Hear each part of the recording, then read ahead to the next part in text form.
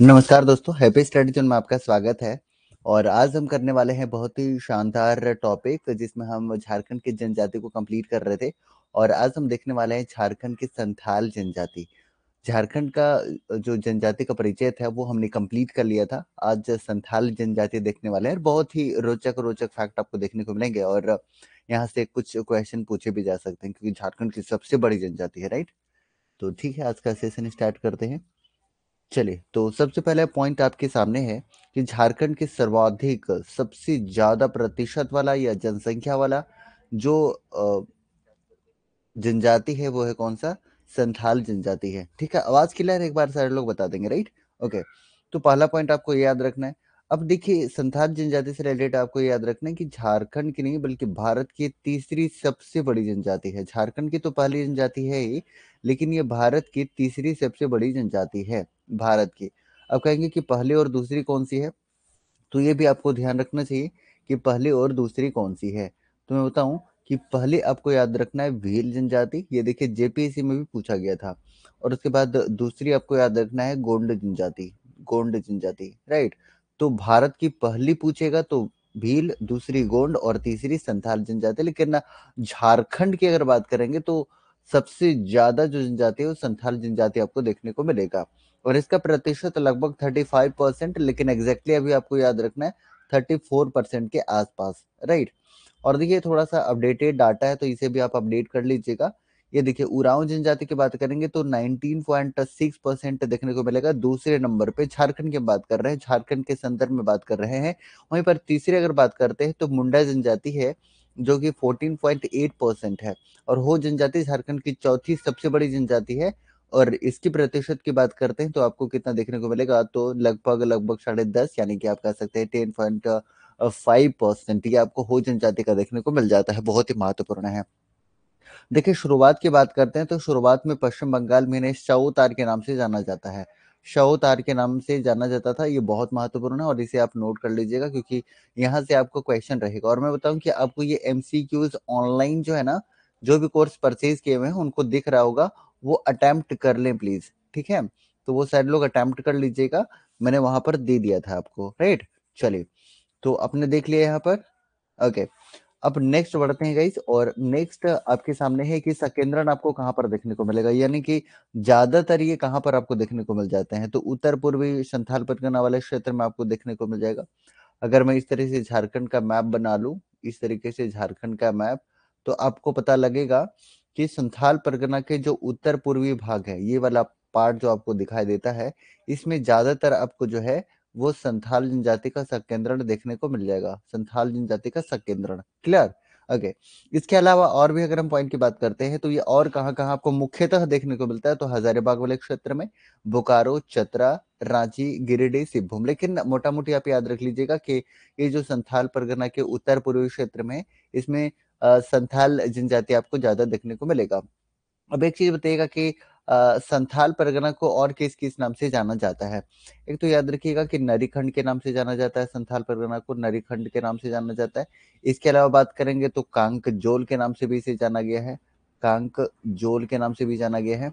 और बात करते हैं तो जंगल तरी के नाम से भी इसे जाना गया है, जंगल तरी के नाम से भी जाना गया है, जंगल तरी, राइट, ये भी जाना गया है। इसके अलावा और भी बात करते हैं तो दामिन एक कोह के नाम से जाना गया है, दामिन ए कोह, दामिन ए कोह के नाम से। और दामिन कोह की स्थापना आपको याद रखना है कि 1824 में इसकी स्थापना होती है। किसके सर्वेक्षण के आधार पर, तो कैप्टन टेनर, कैप्टन टेनर के सर्वेक्षण के आधार पर ये आपसे पूछा जा सकता है, कैप्टन टेनर के सर्वेक्षण के आधार पर। और देखिए, मैंने यहाँ पर मेंशन भी कर दिया है कि राजमहल पहाड़ी क्षेत्र में इनके निवास के स्थान को क्या बोला जाता है, तो दामिनी गोह बोला जाता है उसके स्थान को, जो संथाल परगना वाले एरिया में है, राइट। उसके बाद देखिए, इसका प्रजाति दृष्टि की बात करते हैं संथाल जनजाति की, तो प्रोटोस्टोलॉइड है। और मैंने कई बार बताया कि ज्यादातर जनजातियां जो है ना, प्रोटोस्टोलॉइड से बिलोंग करती हैं। अब आप कहेंगे कि प्रोटोस्टोलॉइड में कौन कौन सा जनजाति शामिल है, तो आप देख सकते हैं कि संथाल जनजाति है, मुंडा है, हो, लोहरा, खड़िया, भूमिज, करमाली, चेरो, माल पहाड़िया, सौरिया पहाड़िया, गोड़ाइत, राइट। उसके बाद कोरवा, कोरा, असुर, बिरहोर, सबर, कंवर, कोल, परिया, विराजी, ये सारे के सारे आपको प्रोटोस्टोइलैंड में देखने को मिल जाते हैं। देखिए द्रविड़ आपके लिए इंपॉर्टेंट है क्योंकि ये कुछ गिने चुने हैं और यहाँ अगर आप याद रखते हैं तो ऑप्शंस में जब भी आपको मिलेगा तो आप आसानी से इलिमिनेट कर सकते हैं। तो देखिए यहाँ पर उरांव, खरवार, महली, गोंड और खोंड दोनों याद रखना, चीक, बड़ाइक, बैगा, बथुड़ी, किसान, बिंजिया और बेदिया, ये सारे के सारे द्रविड़ प्रजातीय समूह से बिलोंग करते हैं। आगे हम डिस्कस करेंगे हालांकि जब हम उरांव जनजाति पढ़ रहे होंगे, लेकिन फिर भी आप एक बार जो है ना ओवरव्यू अपने सामने रखिए। बार बार हम रिवीजन करेंगे हर 32 जनजाति में ये प्रोटोस्टोलॉइड और ये जो द्रविड़ है लगातार हम लोग प्रैक्टिस करते रहेंगे, राइट। चलिए अब अगले पॉइंट की तरफ बढ़ते हैं गाइस, और अगला पॉइंट आपके सामने है कि देखिए प्रजातीय और बात करते हैं प्रजातीय और भाषाई दृष्टि से, दोनों ही दृष्टि से आपको एस्ट्रो एसियाटिक परिवार से देखने को मिल जाता है। संबंध पूछ लेगा तो बसे हुए किसानों के समूह से बिलोंग करता है ये संथाल जनजाति। संथाल जनजाति ये आपको याद रखना है, और संथालों के संस्थापक पिता भी आपसे पूछा गया है एग्जाम में, तो लोगो बुरु आपको याद रखना चाहिए, लोगो बुरु संस्थापक पिता संथाल जनजाति का, ठीक है। ओके, उसके बाद और आगे बढ़ते हैं तो आपको पता लगेगा कि 2004 में 8वीं अनुसूची में इसको शामिल कर लिया गया था, और इसके लिए संसद में क्या हुआ था, 92nd कॉन्स्टिट्यूशनल अमेंडमेंट 2003 हुआ था। हालांकि अगर हम 92वां संविधान संशोधन की बात करते हैं, 92nd कॉन्स्टिट्यूशनल अमेंडमेंट की बात करते हैं, तो आपको याद रखना चाहिए कि इसमें 4 लैंग्वेज जोड़े गए थे। बीडीएमएस, बीडीएमएस स्टैंड्स फॉर, अब यहाँ पे बोडो, डोगरी, मैथिली और ये संथाली, इस तरीके से टोटल कितने, तो टोटल 4 लैंग्वेज जोड़े गए थे। आप नोट कर सकते हैं, बहुत ही इंपॉर्टेंट है, बोडो, डोगरी, मैथिली और संथाली, संथाली, ठीक है। ये 4 भाषाएं थी जो आपको याद रखना है। अब देखिए बोडो आपको ज्यादातर असम वाले क्षेत्र में देखने को मिल जाता है, असम। डोगरी की बात करिएगा तो ये जम्मू एंड कश्मीर में तो देखने को मिलता ही है, साथ ही साथ हिमाचल प्रदेश में भी आपको देखने को मिल जाता है। मैथिली आपको बिहार में मुख्यतः देखने को मिलेगा, और संथाली जो है वो मेनली आपको झारखंड में देखने को मिलेगा, जो कि आप जानते हैं, ठीक है। ओके, उसके बाद देख लीजिए कि अगर हम लिपि की बात करते हैं तो लिपि भी आपके लिए बहुत महत्वपूर्ण है। तो ओल जी की लिपि है संथाल जनजाति का, और आविष्कारक है रघुनाथ मुर्मू।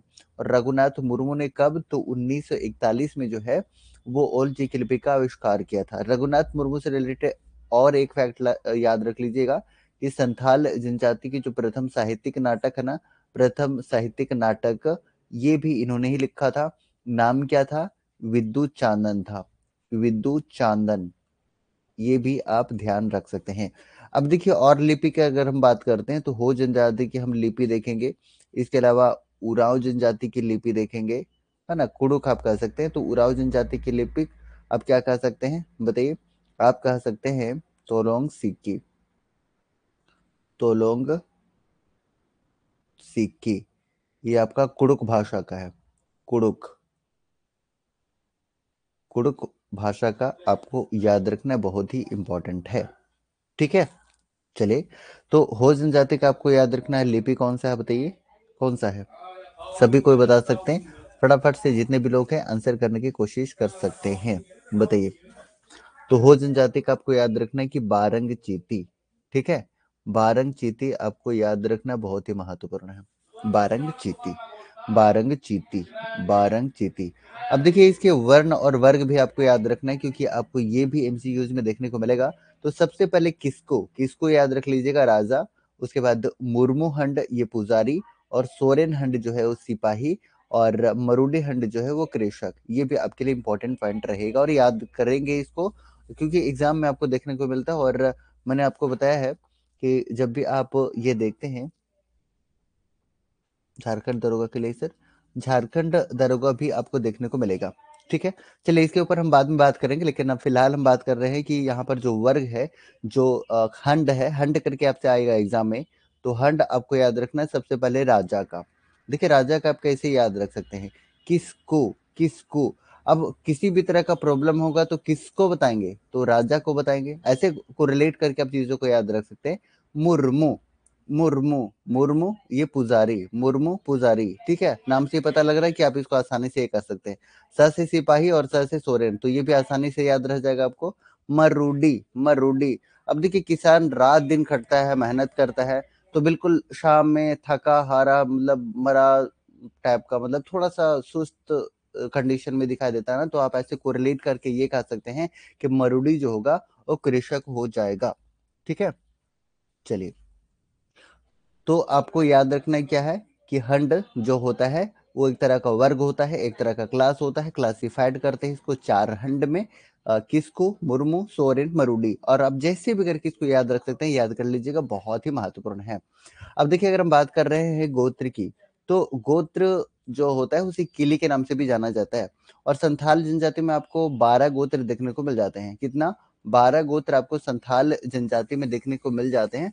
लेकिन अगर हम उरांव जनजाति की बात कर ले, तो उरांव जनजाति में आपको कितने गोत्र दिखाई देते हैं बताइए?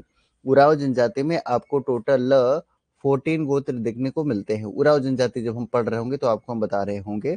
लेकिन अगर बात करते हैं कि उरांव जनजाति में मतलब शरद चंद्र राय, एससी राय की बात करते हैं, तो उनके अनुसार 68 गोत्र हैं। 68 गोत्र अगर हम एससी राय की बात करते हैं। और एससी राय से तुरंत आपके दिमाग में आना चाहिए कि द खड़ियाज नामक पुस्तक इन्होंने लिखा हुआ है। साथ ही साथ Mundas and their countries, Mundas and their countries, ये हम साहित्य और साहित्यकार में पढ़ रहे होंगे।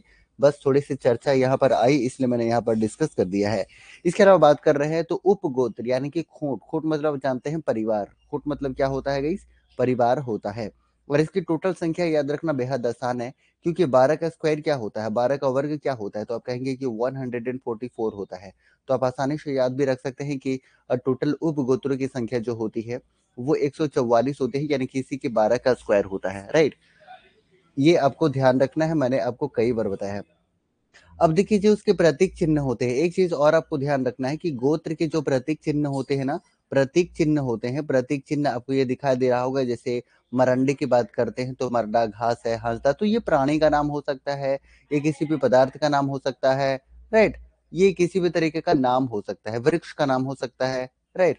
तो ये प्रतीक, जो प्रतीक होता है उसे क्या बोला जाता है? तो ये भी आपसे पूछा गया है एग्जाम में, टोटम बोला जाता है गाइस, टोटम बोला जाता है। ये आपको ध्यान रखना है। और गोत्र के बारे में एक चीज और ध्यान रख लीजिएगा कि इसको मारना या मार के खाना हमेशा जो होता है वर्जित होता है। यानी कि आप ऐसा नहीं कर सकते हैं, निषेध होता है, मना ही होता है। ये आप ध्यान रख सकते हैं। गोत्र के जो टोटम होते हैं, जो प्रतीक होते हैं, या फिर मैंने कहा ना कि ये प्राणी का नाम हो सकता है, कोई भी पदार्थ का नाम हो सकता है, कोई भी वृक्ष का नाम हो सकता है। इसे किसी भी तरीके से बर्बाद या किसी भी तरीके से खाना, जैसे कोई प्राणी है, पशु है, तो उसको मार के खाना जो होता है ना, जैसे पक्षी हो गया, सांप हो गया, राइट, भेड़ा हो गया, कबूतर हो गया, तो संथाल जनजाति में इनको मार के खाना जो होता है वो वर्जित होता है, निषेध होता है, राइट। और इसके प्रतीक चिन्ह को हम क्या कहते हैं? तो हमने बताया कि इसे टोटम कहा जाता है। That's a very important one. एक चीज और आप नोटिस करेंगे कि लगभग सभी जनजाति में जो मतलब समगोत्रीय विवाह होता है वो हमेशा निषिद्ध होता है, मनाही होता है। ये मनाही होता है, निषिद्ध होता है। ये आपको ध्यान रखना है। और संथाल जनजाति जो है ना, अंतर जातीय विवाह समूह है। अंतर जातीय मतलब दूसरे कास्ट में भी ये लोग शादी करते हैं। ठीक है। देखिए इंट्रोडक्शन क्लास में हमने बहुत बढ़िया से आपको बताया था, अगर आपको ध्यान है तो मैंने बहुत सारी चीजों को विवाह के बारे में भी बताया था।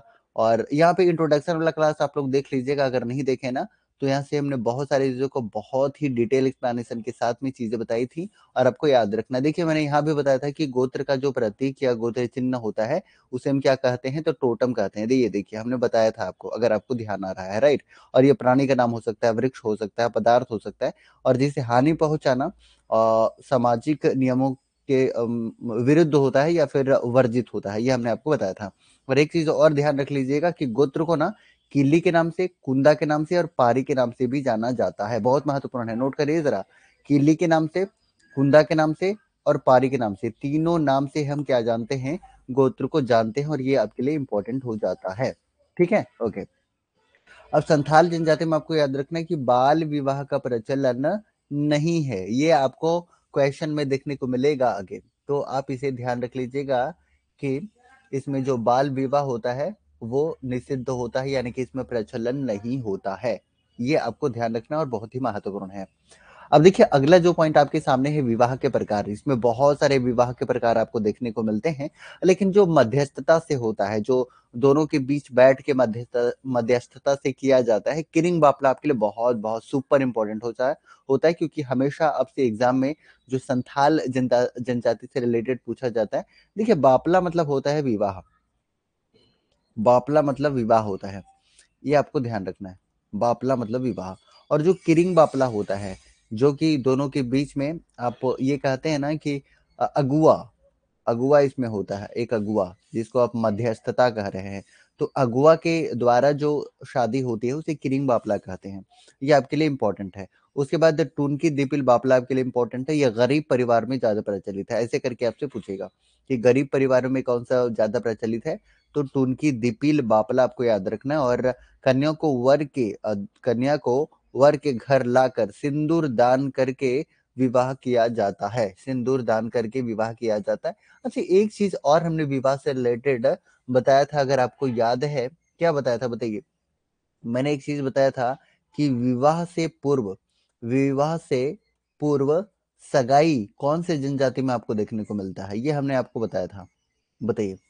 विवाह से पूर्व सगाई आपको सिर्फ और सिर्फ बंजारा जनजाति में देखने को मिलता है।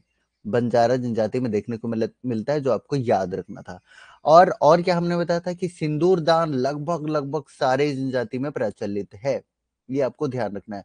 लेकिन लेकिन खोंड एक ऐसा जनजाति है, खोंड एक ऐसी जनजाति है जिसमें जयमाला की प्रथा है, जयमाला की प्रथा है। ये हमने आपको बताया था, अगर आपको याद है। ठीक है। हाँ, चलिए। अब उसके बाद जो नेक्स्ट है, तो आपको यहाँ से क्या याद रखना है, किरिंग बापला ये अगवा की मदद से होता है और ये बहुत ही फेमस होता है।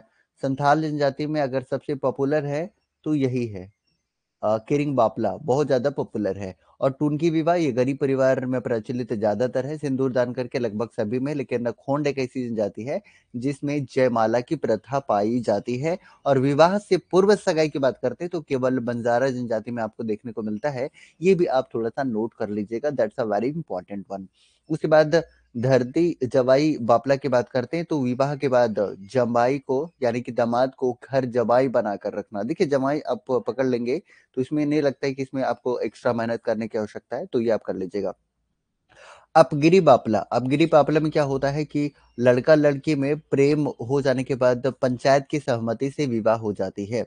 और आज वैसे भी 14 फरवरी है और आज वैलेंटाइन डे भी है, तो आप इसे अच्छे से याद रख सकते हैं। देखिए अपगिरी बापला आपको याद रखना है, राइट। लड़का लड़की के प्रेम हो जाने के बाद पंचायत की सहमति से होता है, ये आपको ध्यान रखना। और ये अच्छी बात है कि कम से कम इनकी सहमति हो जाती है, राइट। ओके।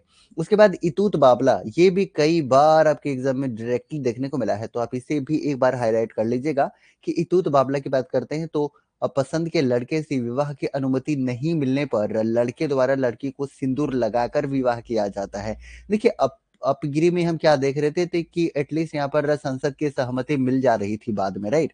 लेकिन यहाँ पर अनुमति नहीं मिल रही है और लड़का क्या कर रहा है, यहाँ पर कांड कर ये रहा है कि सिंदूर लगाकर शादी कर रहा है, तब इसको क्या कह रहे हैं, इतूत बापला कह रहे हैं। इतूत बापला कह रहे हैं, ये आपको ध्यान रखना है, ठीक है ना गाइस। ओके।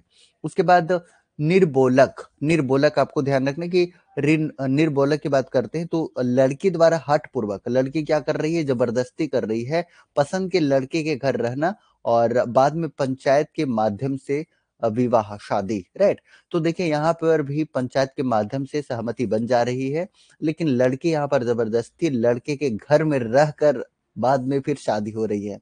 बड़ा ही इंटरेस्टिंग है ये। तो हमने क्या क्या बताया, तो आपको क्या ध्यान रखना है, सबसे पहले किरिंग बापला जो है, किरिंग बापला बहुत ज्यादा फेमस है संथाल जनजाति में, क्योंकि अगुआ के मदद से मध्यस्थता के माध्यम से इसकी विवाह होती है। दूसरा आपको याद रखना है टुनकी इंपॉर्टेंट है, जो कि गरीब परिवार में आपका ज्यादा प्रचलित देखने को मिल जाता है। और विवाह से पूर्व सगाई आपको सिर्फ बंजारा जनजाति में देखने को मिलता है। और खोंड जनजाति में आपको जयमाला की प्रथा देखने को मिलता है, एकमात्र जनजाति। हालांकि सिंदूर दान या सिंदूर लगाकर विवाह करने की जो पद्धति है वो लगभग लगभग जनजाति में आपको देखने को मिल जाता है। फिर उसके बाद देखिए धरदी जमाई, जमाई से नाम लग रहा है कि आप दामाद को घर जमाई बनाकर इसमें शादी कर सकेंगे, तो ये नाम से पता लग रहा है, तो इसमें कुछ वैसे रिवीजन वाली बात है नहीं। उसके बाद अब गिरी बापला की बात करते हैं, तो लड़का लड़की प्रेम हो जाने के बाद तो पंचायत की सहमति, यहाँ पर सहमति बन रही है, लेकिन ना इतुत बापला में जो है ना अनुमति नहीं मिली है, और लड़का क्या कांड कर रहा है कि लड़की को सिंदूर लगाकर विवाह कर रहा है, तो इसे हम इतूत बापला कह रहे हैं। और निर्बोलक में हमने क्या बताया कि लड़की यहाँ पर कांड कर रही है, लड़की क्या कर रही है कि हट पूर्वक जो है पसंद के लड़के के घर रहकर और बाद में पंचायत के माध्यम से शादी हो रही है, तो चलिए ये ठीक ठाक है, कम से कम सहमति बन रही है और कम से कम ये लोग सपोर्ट कर रहे हैं। ठीक है, सेशन अच्छा लग रहा है, एक बार आप बताएं जरूर। अगर कोई डाउट होता है तो आप कमेंट सेक्शन में जरूर एक बार हमसे पूछ सकते हैं। बहादुर नाम से ही पता लग रहा है कि बहादुरी ये क्या करेंगे, बहादुर किसे कहेंगे, जो भाग कर शादी कर ले, क्योंकि छुप छुप कर या फिर फैमिली के डर से या फिर कोरिलेट करने के लिए मैं बता रहा हूं, तो आप अदर तरीके से नहीं लेंगे इसे। तो भागकर प्रेम विवाह को क्या बोला जाता है, बहादुर बापला बोला जाता है। और बहादुर लोग ही भागकर शादी या प्रेम कर सकते हैं, प्रेम करके मतलब प्रेम विवाह कर सकते हैं, लव मैरिज कर सकते हैं। तो आप आसानी से समझ सकते हैं कि जो बहादुर बापला होगा वो लड़का लड़की द्वारा जंगल में भागकर प्रेम विवाह किया जाता है, उसे क्या कहते हैं, तो उसे बहादुर बापला कहा जाता है। राजा राजी बापला, अब राजा राजी राजी राजी हो गया है, दोनों अग्री हो गए हैं, राइट। तो यहाँ पर गांव की स्वीकृति से प्रेम विवाह, तो मुझे लगता है कि ये भी आपको आसानी से याद रह जाएगा, राइट। सांगा बापला, सांगा बापला, सांगा मतलब आप विधवा या फिर तलाकशुदा स्त्री या विधुर है ना, उससे विवाह। ठीक है, ये आपको याद रखना है, ये भी आपसे एग्जाम में पूछा जाता है और ये भी इंपॉर्टेंट पॉइंट है। किरिंग जवाई बापला, किरिंग जवाई बापला, तो लड़की द्वारा शादी से पहले गर्भ धारण न कर लेने के बाद इच्छुक व्यक्ति से लड़की का विवाह। ठीक है, चलिए। किरिंग बापला हमने बता दिया कि सर्वाधिक प्रचलित है और माता पिता द्वारा मध्यस्थ के माध्यम से इसकी विवाह की जाती है, कोई अगुआ होता है इसमें। और वधु मूल्य के बारे में हमने पिछले क्लास में ही आपको बताया था, एक बार मैं दोबारा रिवीजन करा दूं। हमने बताया था आपको वधु मूल्य, एक बार आप देख लीजिएगा वधु मूल्य आपके लिए कितना इंपॉर्टेंट होता है। एक बार मैं लिस्ट दिखा दे रहा हूँ।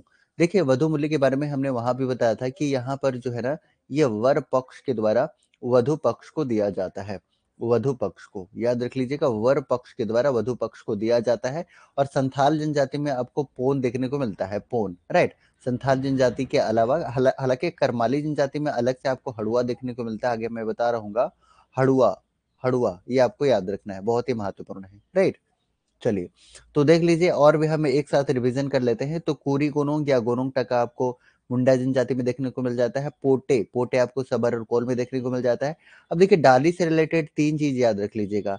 एक तो आपको डाली याद रखना है, दूसरा आपको याद रखना है डाली कटारी याद रखना है, डाली, डाली कटारी, डाली कटारी याद रखना है।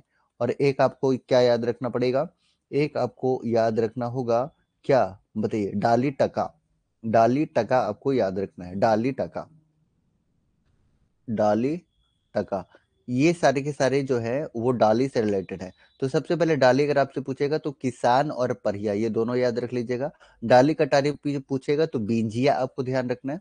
और डाली टका अगर आपसे पूछ लेगा तो देखिए नीचे मैंने मेंशन भी कर दिया है, बेदिया और असुर, बेदिया और असुर, ये डाली वाला एक साथ आप ध्यान रख लीजिएगा, बहुत ही महत्वपूर्ण है। बेदिया और असुर आपको डाली टका में देखने को मिल जाता है, बिंजिया का डाली कटारी में देखने को मिल जाता है, और डाली आपको किसान और परिया देखने को मिल जाता है, राइट। हरजी, हरजी आपको बंजारा में, और बंजारा वही जनजाति है जिसके बारे में अभी हमने डिस्कस किया था कि विवाह से पूर्व सगाई का जो रस्म है केवल आपको बंजारा जनजाति में देखने को मिल जाता है, राइट। तो हरजी इसका क्या होता है, वधु मूल्य होता है। सुखदाम आपको याद रखना है कि एक अवर जनजाति में आपको देखने को मिलेगा, सुखदाम, that's a very very important one, right. सुखदाम आपको ध्यान रखना है, ये आपके लिए बहुत ही महत्वपूर्ण है गाइस, राइट, ओके। उसके बाद देख लीजिएगा कि पोन, पोन या फिर बंदी, बंदी आप याद रख लीजिए, क्योंकि पोन तो आप जानते हैं संथाल, करमाली, सौरिया पहाड़िया और कोरा जनजाति में आपको देखने को मिल जाता है, और ये महत्वपूर्ण भी है आपके एग्जाम के लिए, जो आपको याद रखना है। क्लियर है गाइस, मेरे ख्याल से सारी चीजें क्लियर हो गई होंगी। तो बंदी आपको याद रखनी कि माल पहाड़िया में आपको देखने को मिल जाता है। और आप लोग जरा बताइएगा कि माल पहाड़िया और सौरिया पहाड़िया की भाषा कौन सी है, भाषा कौन सी है। तो माल पहाड़िया और सौरिया पहाड़िया की जो भाषा है वो मालतो है, ये आप थोड़ा सा एडिशनल इंफॉर्मेशन के तौर पर याद रख सकते हैं। उसके बाद दस्तूरी आपको आपको एक याद रखना है क्योंकि ये थोड़ा सा अलग दिखाई देता है, चेरो जनजाति का है। डारी कटारी हमने बता दिया बींचिया जनजाति का है। उसके बाद गिनिंग तह या गिनिंग तड़ आपको कहीं देखने को मिलता है, तो खड़िया जनजाति में आपको देखने को मिल जाता है। अच्छा, खड़िया और बिरोर से एक चीज हमने बताया था आपको, अगर याद है थोड़ा सा याद करिए, मैंने क्या बताया था। खड़िया और बिरहोर से रिलेटेड हमने बताया था कि खड़िया जनजाति का और बिरहोर जनजाति का दोनों का जो आगमन है कहाँ से हुआ है, कैमूर पहाड़ी से। याद आ रहा है आपको, कैमूर पहाड़ी से, कैमूर पहाड़ी से इनका आगमन हुआ है, ये हमने आपको बताया था। ठीक है, ये देखिए पोन हमने बताया था ना कि पोन आपको देखने को मिलेगा करमाल जनजाति का। इसके अलावा हड़ुआ भी आपको देखने को मिलता है करमाली जनजाति का। चलिए, करमाली जनजाति का मातृभाषा अगर आपसे पूछ ले, मातृभाषा, तो इसकी मातृभाषा कौन सी है बताइए, मातृभाषा कौन सी है। कमेंट सेक्शन में आप क्या कर सकते हैं, एक बार सारे लोग जो हैं वो कमेंट करके बता सकते हैं कि इसका क्या होगा। ठीक है, चलिए अब नेक्स्ट हम आगे बढ़ रहे हैं गाइस, और अगला पॉइंट आपके लिए महत्वपूर्ण है, सभी लोग बताइएगा। देखिए, गोनोम, गोनोम या पोन आपको हो जनजाति में देखने को मिल जाता है। पोन टका याद रख लीजिएगा। देखिए, पोन तो आपने देख लिया, और एक पोन टका जो होता है ये महली में होता है। डाली टका हमने बता दिया था बेदिया और असुर, ये आपके लिए इंपॉर्टेंट हो जाता है। ठीक है गाइस, चलिए, तो इतना आपने देख लिया अच्छे से। तो ये हमने बता दिया था वधु मूल्य के बारे में। तो वर पक्ष के द्वारा वधु पक्ष को दिया जाता है, जिसे क्या कहते हैं, पोन कहते हैं। संथाल जनजाति में ये हमने आपको बता दिया क्या कहा जाता है, तो पोन कहा जाता है। Clear, okay. उसके बाद देखिए, ये बहुत महत्वपूर्ण है, ये बहुत महत्वपूर्ण है कि संथाल जनजाति में सर्वाधिक जो कठोर सजा होता है विटलाहा होता है। चलिए, आप लोग एक करेला दंड सुने होंगे, करेला दंड, जो कि बहुत ही मिनिमम सा 5 रुपए के आसपास इसमें दंड देना पड़ता है। सबसे मतलब आसान जो सजा होता है ना, आसान आसान सजा, उसको करेला दंड के नाम से भी जाना जाता है, करेला दंड के नाम से जाना जाता है। और जो सबसे कठोर सजा होता है, और ये सजा तब दी जाती है जब कोई व्यक्ति क्या यौन संबंधों में दोषी पाया जाता है। ये एक प्रकार का सामाजिक बहिष्कार होता है। हालांकि अगर वो गांव का भंडारा कराता है, अगर गांव में पूरा भंडारा कराता है, गांव वासियों को अगर भोजन दोबारा से पूरे गांव को कराता है, तो सामाजिक बहिष्कार से उसको रोक दिया जाता है और दोबारा समाज में फिर से शामिल होने का एक मौका मिल जाता है। ठीक है, तो अगर गांव पूरे गांव को भंडारा करवाता है या फिर पूरे गांव को भोजन करवाता है, तो दोबारा उसे मौका मिल जाता है। ठीक है जी, अभी तक सेशन अच्छा लग रहा है ना, एक बार बताएं सारे लोग, फटाफट से सारे लोग एक बार बताएं, जितने लोग भी हैं। ठीक है, उसके बाद नेक्स्ट पॉइंट की बात करते हैं, जो पॉइंट आपके लिए इंपॉर्टेंट हो जाता है। ये देख लीजिए कि इनकी जो सामाजिक व्यवस्था से संबंधित कुछ नामकरण है, वो आपके लिए इंपॉर्टेंट है। तो अभी युवागिरी के बारे में भी हम बता रहे थे कि युवागिरी क्या होता है। तो रीति रिवाज, जो जनजातियों का रीति रिवाज होता है, उनका प्रशिक्षण केंद्र होता है, प्रशिक्षण दिया जाता है। ठीक है, प्रशिक्षण, प्रशिक्षण दिया जाता है, ये आपको याद रखना है, बहुत ही इंपॉर्टेंट है। ठीक है, इनका प्रशिक्षण यहाँ पर दिया जाता है रीति रिवाजों का। युवागृह से रिलेटेड हमने पिछले क्लास में ही आपको बहुत सारी चीजों को बताया था। क्या बताया था कि यहाँ पर जो है ना 10 से 11 साल की उम्र में जो है वो इनको यहाँ पर प्रवेश मिलता है, और 3 साल में, 3 साल में एक बार ही इनको प्रवेश मिलता है, सरहुल के समय मिलता है, राइट। और बॉयज के लिए और गर्ल्स के लिए दोनों के लिए होता है। जो बॉयज के लिए होता है उसे जोंक एड़प्पा बोला जाता है, और जो गर्ल्स के लिए होता है उसे पेल एड़प्पा बोला जाता है, पेल एड़प्पा बोला जाता है। बहुत महत्वपूर्ण हमने बता दिया था। युवागिरी से संबंधित ये सारे के सारे पॉइंट आपको याद रखने हैं। क्लियर, तो युवागिरी आपको घोटुल देखने को मिल जाता है। और अगर आप रिवीजन करना चाहते हैं तो एक बार मैं रिवाइज करा देता हूँ, ताकि आप एक बार जो है वो युवागिरी को अभी आप देख लें। ये लीजिए, युवागिरी हमने आपको बताया था, और एक बार दोबारा से देख लीजिएगा कि घोटुल जो है ना, ये आपको संथाल जनजाति में और गोंड जनजाति में देखने को मिल जाता है। वहीं पर धुमकुरिया की बात करते हैं तो उरांव जनजाति में आपको धुमकुरिया देखने को मिल जाता है। गीती ओड़ा जो है वो मुंडा, कोरा और असुर जनजाति में। गीत गोती आरा, ये गोती आरा है, ये गीती ओड़ा है, तो दोनों में थोड़ा सा डिफरेंस याद रखेंगे आप, हो जनजाति। उसके बाद गीती ओ खड़िया जनजाति में, और खड़िया जनजाति कहाँ से, कैमूर के पहाड़ी से इसका आगमन हुआ था, ये भी हमने बता दिया था। अभी कुछ देर पहले ही बताया था कि खड़िया और कौन, बिरहोर जनजाति का, राइट, ओके। कोडवा है, याद रखना है कि सौरिया पहाड़िया, सौरिया पहाड़ी बहुत इंपॉर्टेंट है, जिसकी भाषा आप क्या देखते हैं, मालतो इनकी भाषा है, मालतो। ठीक है, चलिए। उसके बाद गत्योरा आपको याद रखना है कि बिरहोर जनजाति में है, बिरहोर जनजाति में क्या है, गत्योरा है। हालांकि कहीं कहीं आपको टंडा देखने को मिलेगा, टंडा, टंडा एक्चुअली इनका निवास स्थान है। तो आप कहीं कहीं अगर युवागिरी के रूप में भी मिलता है। तो टंडा देख लीजिएगा, ये किससे रिलेटेड है पूछ लेगा तो याद रख लीजिएगा कि बिरहोर से रिलेटेड है। तो ये भी आपसे कई बार पूछा है। क्लियर? चलिए, तो अब हम स्विच करते हैं इधर। तो आपने देख लिया कि युवागिरी जो है घोटुल आपको किस में, तो एक गोंड जनजाति में और एक संथाल जनजाति में, दोनों में ही आपको युवागिरी देखने को मिल जाता है। उसके बाद विवाह देख लीजिए, बापला, विवाह को बापला कहा जाता है। और संथाल जनजाति में तो हमने देखा ना कि जो किरिंग बापला है, किरिंग बापला वो सर्वाधिक प्रचलित होता है, जो कि अगुआ के माध्यम से या किसी भी मध्यस्थता के माध्यम से इसकी शादी होती है, जो सबसे ज्यादा फेमस है किरिंग बापला, संथाल जनजाति की अगर हम बात कर रहे हैं। उसके बाद वधु मूल्य हमने बता दिया पौन, और वधु मूल्य क्या होता है तो ये भी अभी थोड़ी देर पहले हमने डिस्कस किया था कि वर पक्ष के द्वारा ये वधु पक्ष को दिया जाता है। गांव, गांव को यहाँ पर आतो कहा जाता है, और जो ग्राम पंचायत होता है उसे मांझी कहा जाता है, मांझी। क्लियर? और उप प्रधान को प्रमाणिक कहते हैं या प्राणिक कहते हैं। उप प्रधान याद रख लीजिएगा, मांझी का जो सहायक होता है, मांझी का जो सहायक होता है यानी कि ग्राम प्रधान का जो सहायक होता है, ग्राम प्रधान का जो सहायक होता है उसे जोग मांझी कहते हैं। दोनों ही चीज याद रख लीजिएगा, ये उप प्रधान होता है और ये जो होता है ना, ये मांझी का सहायक होता है, ये मांझी का सहायक होता है। तो दोनों में थोड़ा डिफरेंस याद रख लीजिएगा। हालांकि जब हम संथाल जनजाति का सामाजिक व्यवस्था पढ़ रहे होंगे, शासन व्यवस्था पढ़ रहे होंगे, हालांकि ये जेपीएससी में अलग से पढ़ना भी है, चूंकि ये जेपीएससी और जेएसएससी या फिर झारखंड के ऑल एग्जाम्स के लिए है, तो हम यहाँ पर जो है ना संथाल जनजाति का जो शासन व्यवस्था है वो भी हम करेंगे, सीएनटी एसपीटी भी करेंगे। तो ये आपको एडिशनल यहाँ पर मिल रहा है, राइट? तो ये आपके लिए इंपॉर्टेंट है। जो कॉन्ग्रेचुलेशन, और जो ज्वाइन नहीं किए हैं कर लीजिए, क्योंकि ये बहुत कम समय के लिए 90% से भी ज्यादा ऑफ है, 50 रुपए एक्स्ट्रा इसमें ऑफ है। तो जो भी ज्वाइन नहीं किए हैं या फिर ज्वाइन अगर आपके साथी को करना चाहते हैं तो उनको आप रेफर कर सकते हैं। गांव का संदेश वाहक आपको याद रखना कि गुड़ायत या गोड़ायत होता है, ठीक है? गुड़ायत होता है जो संदेश वाहक होता है। डाकिया टाइप का जो होता है ना, डाकिया, पोस्टमैन जो होता है उसे गुड़ायत कहते हैं। ये भी आपके लिए महत्वपूर्ण हो जाता है, ठीक है? चलिए, अब मांझी के पास जो है ना वो एडमिनिस्ट्रेटिव पावर होता है, एडमिनिस्ट्रेटिव यानी कि प्रशासनिक और न्यायिक अधिकार किसके पास होता है, डायरेक्टली आपके एग्जाम में पूछेगा। तो आपको ध्यान रखना है कि ग्राम प्रधान। और एक चीज और क्या है ना कि जेपीएससी में ऐसी बात चल रही है कि जेपीएससी के मेंस में जो पेपर 2 होगा ना, वो ऑब्जेक्टिव होने वाला है, वो ऑब्जेक्टिव होने वाला है। तो आप अभी से कोरिलेट करके चल सकते हैं कि अगर हम क्या कर रहे हैं कि डीपली चीजों को पढ़ रहे हैं, फैक्चुअल, खास करके अब आपको मेंस के लिए भी फैक्चुअल पढ़ना होगा।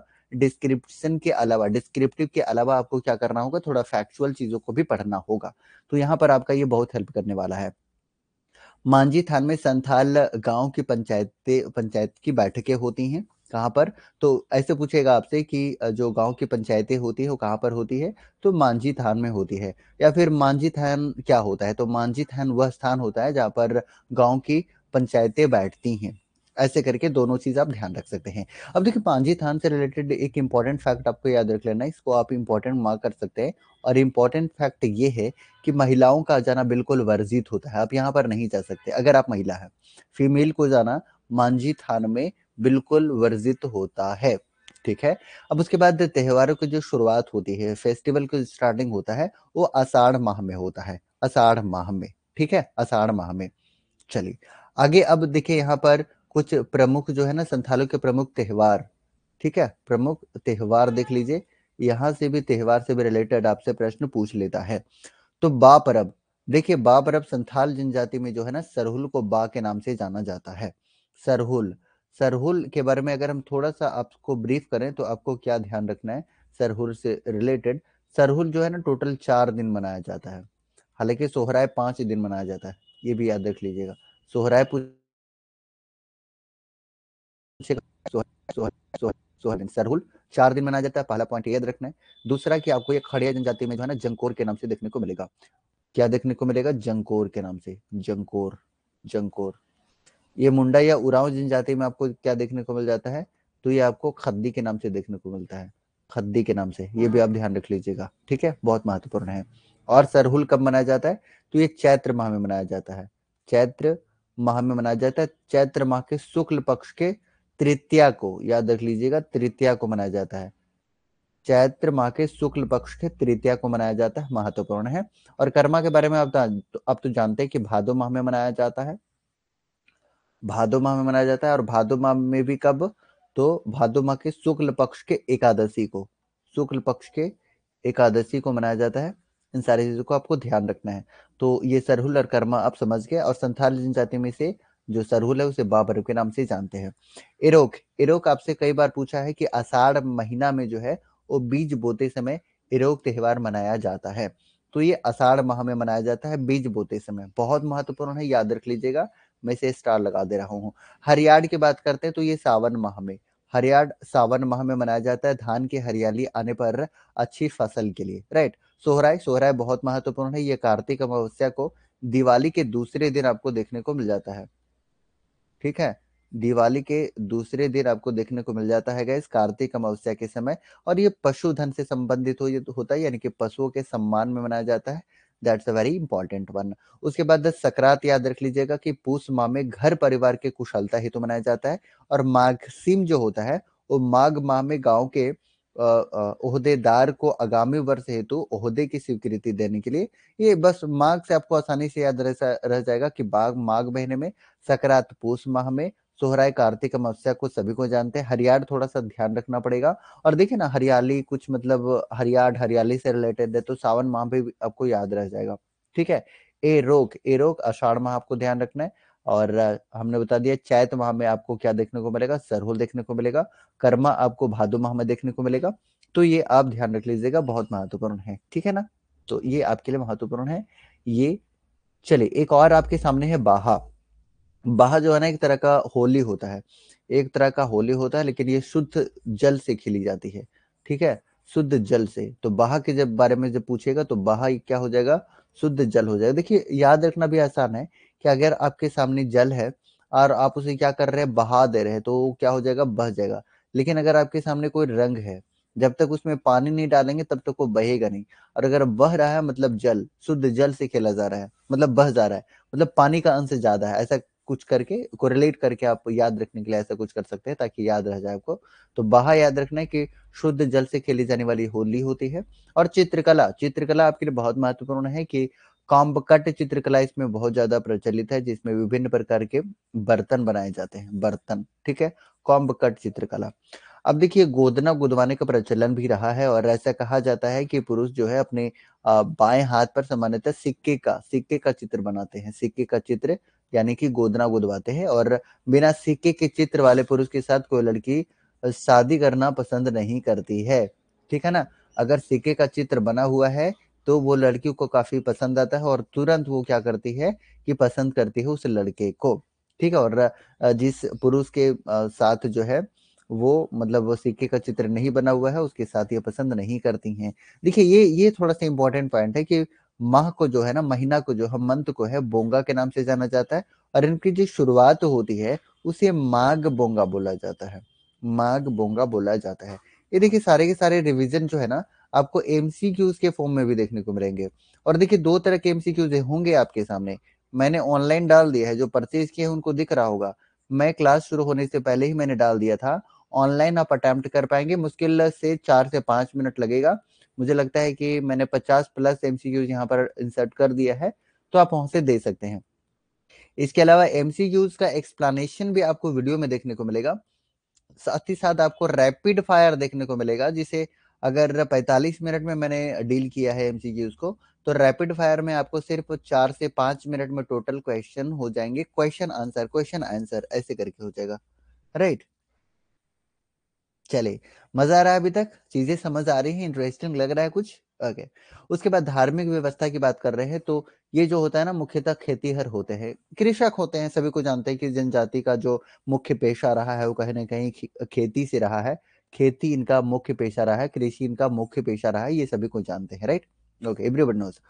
और चावल से बनने वाला जो शराब होता है या मदिरा होता है उसे हड़िया बोलते हैं, या पोचाई या पुतचई बोला जाता है। एक चीज आपको याद होगा कि पुतचई कर अंग्रेजों के द्वारा लगाया गया था, पुतचई कर भी लगाया गया था, पुतचई कर। तो आपसे पूछा जाता है कि पुतचई कर किस पर लगाया गया था, तो ये हड़िया पर लगाया गया था, हड़िया पर लगाया गया था, किसके द्वारा, तो ये अंग्रेजों के द्वारा लगाया गया था, ठीक है, अंग्रेजों के द्वारा। अगला प्रश्न पूछा जाता है कि ये जो पुचाई या पुच्चै कर है, ये कब लगाया गया था? तो 1824 में लगाया गया था, और यही 1824 का वो समय है जिस समय संथाल परगना का जो राजमहल का पहाड़ी क्षेत्र था, कैप्टन टेनर के आधार पर, उसके सर्वेक्षण के आधार पर दामिनी कोह घोषित किया गया था। संथाल परगना का जो उत्तर पूर्वी भाग था, अभी हमने डिस्कस किया था ना कि राजमहल पहाड़ी के आसपास वाले क्षेत्र को दामिनी-एक-कोह 1824 में इसकी स्थापना की जाती है। किसके सर्वेक्षण के आधार पर? तो कैप्टन टैनर मैं लिख दे रहा हूँ, ये आपके लिए इंपॉर्टेंट है, हालांकि मैंने बताया था आज ही। कैप्टन टैनर कैप्टन टैनर के सर्वेक्षण के आधार पर, ये आपके लिए इंपॉर्टेंट है। और बुनाई के कार्य में ये काफी कुशल होते हैं, काफी एक्सपर्ट होते हैं, राइट। ओके, उसके बाद नेक्स्ट पॉइंट की बात करते हैं, तो यहाँ से धार्मिक व्यवस्था आपके लिए बहुत महत्वपूर्ण हो जाता है। सिंहबोंगा या ठाकुर जो दृष्टि के रचयिता हैं, सिंहबोंगा या ठाकुर, आपको याद रखना है। यहाँ पर जितने देवता होते हैं ना, वो भी आपके लिए बहुत महत्वपूर्ण हो जाता है, तो देवता भी आपको ध्यान रखना है। देखिए, इसके अलावा हमने पिछले क्लास में आपको बताया था कि कुछ ऐसे देवता हैं जो अलग हैं वो आपको याद रखना था। जैसे मैंने बताया था आपको, अगर आपको याद है, उरांव जनजाति का देवता थोड़ा सा अलग आपको देखने को मिल जाता है। वैसे ज्यादातर आपको सिंहबोंगा देखने को मिलेगा, लेकिन कुछ कुछ जनजाति में अलग देखने को मिलेगा। जैसे मैंने बताया था, उरांव में आपको धर्मेश देखने को मिल जाता है। इसके अलावा और भी बात कर रहे हैं तो आपको खड़िया जनजाति में देख लीजिएगा। खड़िया जनजाति में हमने क्या बताया था, बताइए। खड़िया जनजाति में आपको बेला भगवान देखने को मिल जाता है। बेला भगवान या फिर ठाकुर, इसी को कह रहे थे हम, ठीक है। सॉरी, ठाकुर कह रहे थे, ये हमने आपको बताया था। इसके अलावा हमने बताया था कि गोंड जनजाति में थोड़ा सा अलग आपको देखने को मिल जाता है। कौन सा? तो यहाँ पर आपको ठाकुर देव देखने को मिल जाता है, ठाकुर देव देखने को मिलता है, राइट। तो ये कुछ अलग अलग है, जो अलग अलग भी आपको देखने को मिल जाता है। खोंड जनजाति में भी आपको देखने को मिलेगा क्या? खोंड जनजाति में बेलापुर देखने को मिलेगा, खोंड जनजाति में। धरती गोसाई माल पहाड़िया में देखने को मिलेगा। भूमि जनजाति में ठाकुर ग्राम ठाकुर देखने को मिलेगा। महाली में आपको सुरजी देवी देखने को मिलेगा। उसके बाद बंजारा जनजाति में बंजारी देवी देखने को मिलेगा। बिंजिया जनजाति में विद्यावासिनी देखने को मिलेगा, ठीक है। तो कुछ कुछ अलग आपको देखने को मिलता है, लेकिन अ, कुल मिला के ये सूर्य के प्रतीक होते हैं, सूर्य को समर्पित होते हैं, राइट। ये आपको ध्यान रखना है। दूसरा जो प्रमुख देवता होता है मरांग बुरु। बुरु मतलब पहाड़, एवरीबॉडी नोज, राइट। उसके बाद प्रधान ग्राम देवता ये भी आपसे एग्जाम में पूछा गया है। जाहिर एरा जो होता है, इनका ग्राम देवता होता है, और जिनके निवास स्थान को जाहिर थान बोलते हैं। That's a very very important one, right. अभी तक सेशन कैसा लग रहा है गाइस, एक बार सारे लोग बताएं जरूर, ठीक है। ओके, गृह देवता भी आपके लिए उतना ही महत्वपूर्ण है, जो आपको याद रखना है। गृह देवता पूछेगा तो उड़ाक बोंगा गृह देवता। और धार्मिक प्रधान क्या होता है? तो धार्मिक प्रधान आपको नायके देखने को मिल जाता है। धार्मिक प्रधान आपको नायके देखने को मिलता है, और ये बहुत महत्वपूर्ण है। और इसके बारे में भी हमने बताया था कि अलग अलग जनजाति में आपको अलग अलग ये देखने को मिल जाता है। चलिए फटाफट से बता दीजिएगा कि नाये कौन से जनजाति में देखने को मिल जाता है। पाहन आपको कौन सी जनजाति में देखने को मिलता है? जितने लोग भी हैं, देखिए आप लोग जो है ना कमेंट करने की कोशिश कर सकते हैं, तो जितने लोग भी हैं फटाफट से एक बार कमेंट करके बताएं। चलिए, अगर आपको याद है। चलिए मैं ही बता देता हूँ, कुछ कुछ पॉइंट जो है वो आपके लिए इंपॉर्टेंट है। जैसे संथाल जनजाति में आपने देख लिया नायके, ठीक है। उसी तरीके से आपको एक नाये देखने को मिलता है, नाये। और ये नाये आपको बिरहोर जनजाति में देखने को मिलेगा। बिरहोर जनजाति में आपको नाये देखने को मिलेगा। और भी मैं बताता हूँ धार्मिक प्रधान, जो बार बार रिवीजन करते रहेंगे ना तो चीजें याद हो जाएंगी। जो पाहन है ना, पाहन भी धार्मिक प्रधान होते हैं, जो आपको कहाँ कहाँ देखने को मिलेंगे। तो एक मुंडा जनजाति में और एक उरांव जनजाति में। मुंडा और उरांव में आपको पाहन देखने को मिल जाते हैं। उसके बाद जब आपसे बैगा पूछेगा ना, बैगा, तो बैगा भी बहुत सारे जनजाति में धार्मिक प्रधान होते हैं। जैसे आपने सुना होगा चेरो, असुर, बिंचिया, है ना। उसके बाद कोरवा, ये सारे के सारे बैगा जनजाति में देखने को मिलेगा। हालांकि सेपरेट में हम लोग पढ़ रहे होंगे, लेकिन रफ में अगर एक बार रिवीजन करते चले जाएंगे ना हर जनजाति में, तो सारी चीजें रट जाएंगी, याद हो जाएंगी, राइट। उसके बाद एक आपको दिहुरी भी देखने को मिलेगा, दिहुरी। तो दिहुरी की अगर बात कर रहे हैं, तो दिहुरी आपको बहुत सारे जनजाति में देखने को मिलेगा। जैसे मुख्य रूप से तो आपको हो जनजाति याद रखना है, परिया और सबर भी याद रखना है, परिया, सबर और बथुड़ी, ठीक है। दिहुरी दिहुरी इंपॉर्टेंट है। उसके बाद आपको बैगा और भी जनजाति में देखने को मिलते हैं। देखिए कालो एक याद रख लीजिएगा, कालो आपके लिए इंपॉर्टेंट है। अगर आपसे पूछेगा कालो, कालो, कालो कौन सी जनजाति में बोला जाता है? तो कालो आपको खड़िया जनजाति में देखने को मिलता है। कालो आपको खड़िया जनजाति में देखने को मिल जाता है। खड़िया जनजाति में कालो देखने को मिल जाता है। उससे चलिए एक बार मैं लिस्ट दिखा दे रहा हूँ। कांदो मांझी आपको सौरिया पहाड़ी में देखने को मिल जाता है। ठीक है, लिस्ट में एक बार दिखा दे रहा हूँ आपको, ताकि अगर आप चाहें तो इसे नोट कर सकते हैं। चलिए मैं एक बार दिखा देता हूँ आपको, जो आपके लिए इम्पोर्टेंट है। ये देखिए, एक बार मैं दिखा दे रहा हूँ आपको। ये देखिए, जो नाइके है आपको संथाल जनजाति में देखने को मिलेगा। उसके बाद पाहन की बात कर रहे हैं तो पाहन आपको मुंडा में और उरांव दोनों में देखने को मिलेगा। बैगा की बात कर रहे हैं तो चेरो, असुर, बिंचिया, किसान, गोंड, गोड़ाइत, कोरा, कोरबा में देखने को मिलेगा। दिहुरी, दिहुरी आपको हो में, परिया में, सबर में, बथुड़ी में। उसके बाद दिहुरी या देहरी की बात कर रहे हैं तो माल पहाड़ियों में और कोल में देखने को मिलेगा। बैगा आपको खरवार में भी देखने को मिलेगा, हालांकि यहाँ भी आपको देखने को मिला था, लेकिन पाहन भी खरवार जनजाति में आपको देखने को मिल जाता है। कालो, कालो, कालो ये खड़िया जनजाति में देखने को मिल जाता है। नाया या फिर पाहन ये आपको करमाली जनजाति में। बैगा फिर से आपको कंवर जनजाति में भी देखने को मिलेगा, लेकिन पावन पाहन भी बोला जाता है। नाय, नाय आपको बिरहोर जनजाति में। लाया भूमि जनजाति में। ये देखिए पूछा गया प्रश्न है, बहुत महत्वपूर्ण है। कांदो मांझी ये भी थोड़ा सा इंपॉर्टेंट है कि सौरिया पहाड़ी में आपको देखने को मिल जाता है, सौरिया पहाड़ी में। और सौरिया पहाड़ी में जो युवा गृह है वो किस नाम से जाना जाता है, एक बार फटाफट से सभी को बता देंगे। चलिए ठीक है, तो इस तरीके से हमने देख लिया कि धार्मिक प्रधान से रिलेटेड जितने भी जनजाति है, एक बार हमने रिवीजन भी कर लिया है। जादू टोना करने में जो है ना, स्त्रियां इसमें विशेषज्ञ मानी जाती हैं। अच्छा, जादू करने वाले जो जादू करते हैं ना, माटी किस जनजाति में बोला जाता है? जो जादू टोना करने वाले पुरुष होते हैं, माटी किस जनजाति में बोला जाता है? अगर आपने कभी पढ़ा है तो एक बार कमेंट कर सकते हैं, जितने भी लोग हैं। ठीक है, ओके। और प्रचलित प्रथा की बात कर रहे हैं तो एक में प्रथा क्या है, इसमें जलाने की भी प्रथा है और दफनाने की भी प्रथा है। तो दोनों ही प्रथा है। और ये प्रथा कैसे बदला होगा? तो जैसे ही ईसाइयों का थोड़ा सा जो है ना, ईसाइयों का थोड़ा सा इसके ऊपर प्रभाव पड़ना शुरू हो गया, तब से कुछ कुछ लोग दफनाना भी शुरू कर दिए। तो कुछ लोग जलाते भी और कुछ लोग दफनाते भी हैं। थोड़ा सा ईसाईकरण की वजह से जो है ना, ये हुआ था। ठीक है, ईसाइयों के प्रवाह की वजह से, मतलब प्रभाव की वजह से। ठीक है, तो कुल मिला के आज का शानदार सेशन हमने कर लिया है। और नेक्स्ट डे हम लोग क्या करेंगे कि इससे रिलेटेड एमसीक्यूज करेंगे। एमसीक्यूज एमसीक्यूज कर रहे होंगे, आपको बहुत मजा आएगा। एक बार फटाफट से सभी को बता दें कि आज का सेशन आपको कैसा लगा है।